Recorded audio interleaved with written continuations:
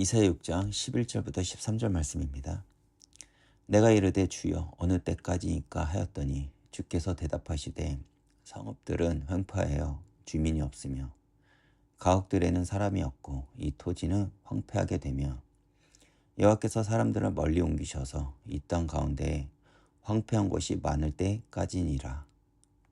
그 중에 10분의 1이 아직 남아있을지라도 이것도 황폐하게 될 것이나 밤나무와 상수리나무가 배임을 당하여도 그 그루터기는 남아있는 것 같이 거룩한 씨가 이 땅의 그루터기니라 하시더라. 성경을 보면 하나님은 언제나 남은 자를 통해 일을 하셨습니다. 이 남은 자의 사상은 하나님의 두 가지 속성과 깊은 관계가 있습니다. 그것이 무엇입니까? 바로 하나님의 공의적 속성과 사랑의 속성입니다. 하나님의 공의적 측면으로는 죄는 심판을 받아야 합니다.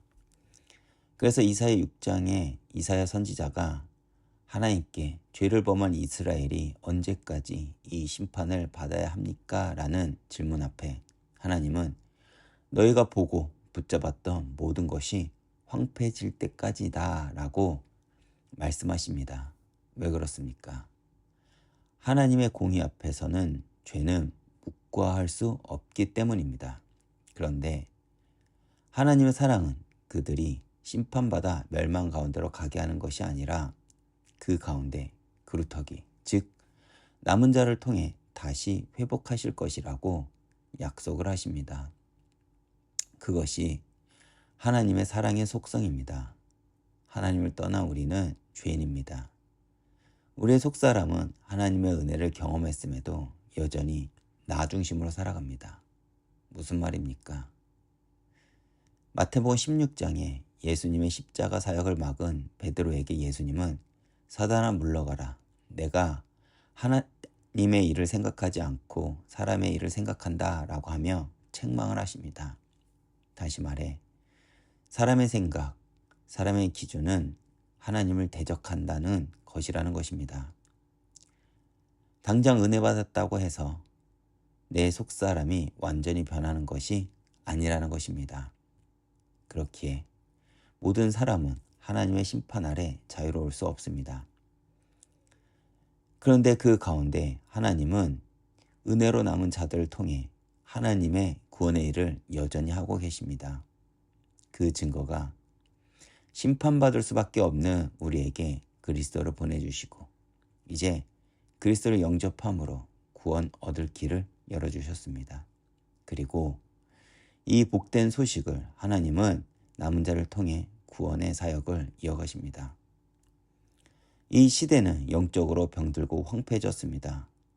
우리의 눈으로는 밤나무, 상수리나무가 배임을 당하듯 예배가 무너지고 교회와 성도들이 조롱받는 시대가 되었습니다.